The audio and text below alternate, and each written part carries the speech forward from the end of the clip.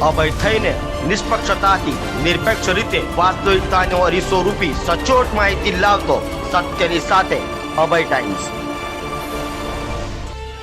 સુરતમાં બેફામ વાહન ચાલકો વારંવાર અકસ્માતની ઘટનાઓને અંજામ આપી રહ્યા છે, ત્યારે સોસી સર્કલ પાસે બેફામ ઇકો કારના ચાલકે અકસ્માત સર્જી 2 વાહન ચાલકોને ઇજાગ્રસ્ત કર્યા હતા। સુરતમાં વારંવાર અકસ્માત સહિતની ઘટનાઓ બની રહી છે, ત્યારે સુરતના સોસી સર્કલ પાસે ઇકો કારના ચાલકે અકસ્માત સર્જ્યો હતો।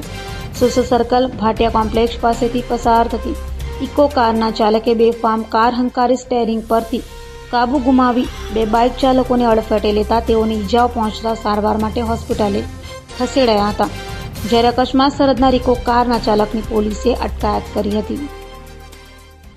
प्रकाश पटेल। हाँ प्रकाश भाई शू जो कई रीतनु हतुं? साहेब इको गाड़ी है जो भाटिया कॉम्प्लेक्स में निकली और एकदम एटली ओवर स्पीड में थी कि सीधे जो भाटिया कॉम्प्लेक्स की अंदर पेला 2 टेबल बनावेला है, पहला 2 टेबल ने तोड़ा, त्यार पछी एक बीजू टेबल जो देखातुं छे एने भी तोड्युं और जो काच भी मूकेला था ते पण रोड पर तूटी गया है। तो जो आ भाई रोड पर बाइक जती थी, 2 बाइक सवार था, તેમના પર ઠોકીને ચડાવી દીધેલી છે અને બાઇકની કન્ડિશન જોતા તો એમ લાગે કે માણસો મરી ગયા હોય એવું લાગે છે, પણ હજુ સુધી બેઉ મર્યા નથી, જીવતા છે।